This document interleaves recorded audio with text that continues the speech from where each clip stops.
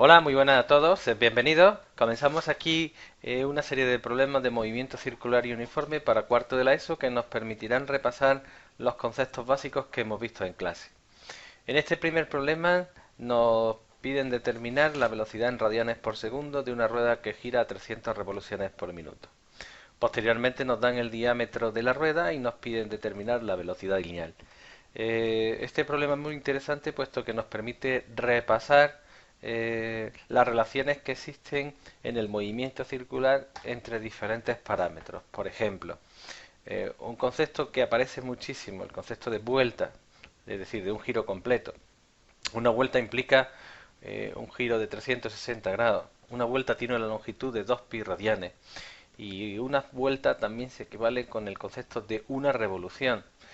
En nuestro problema debemos de partir de todas estas ideas para poderlo determinar, porque fijaros, lo que nos dan a nosotros es 300 revoluciones por minuto.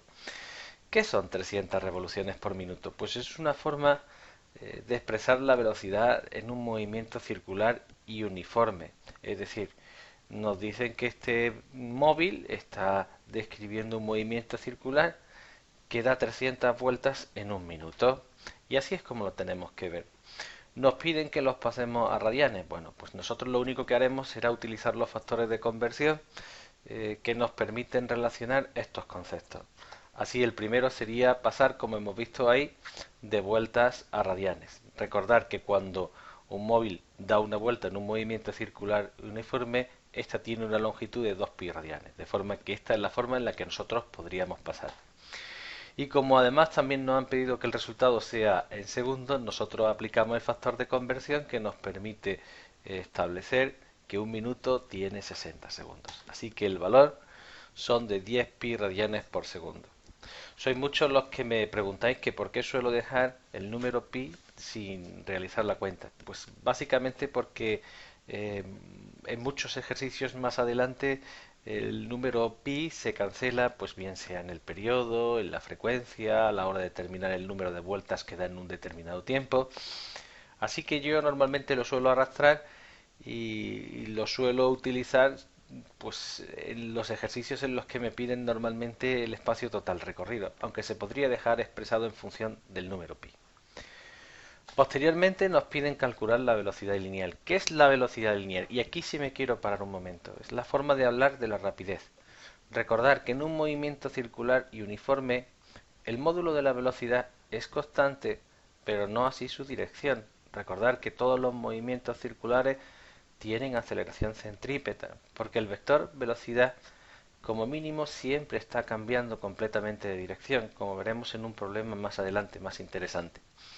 Entonces, lo que tenemos que tener muy claro es que cuando nos pidan la velocidad lineal, lo que nos están pidiendo es calcular la rapidez del objeto.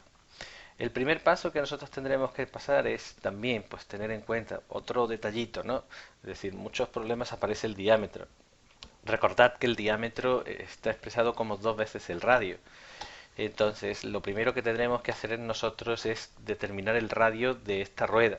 Y por supuesto, recordad que la velocidad lineal o la rapidez la tenemos que expresar en metros por segundo. Por tanto, tendremos que expresar en metros el tamaño del radio. Así, si nos salen 45 centímetros, nosotros tenemos que aplicar el factor de conversión que nos permite relacionar los centímetros con metros. Así que el radio de nuestra rueda es de 0,45 metros. Como he dicho antes, que no podemos olvidar que cuando nos hablan de velocidad lineal no están hablando de rapidez, es decir, no están hablando del tamaño del vector velocidad, que nosotros normalmente en todos los problemas de movimiento circular lo representaremos con una V, pero sin la flechita del concepto de vector, para no confundirnos, ¿vale? Y tal como hemos visto en clase, que la velocidad lineal o la rapidez están relacionados con la velocidad angular, ¿vale? A través del radio.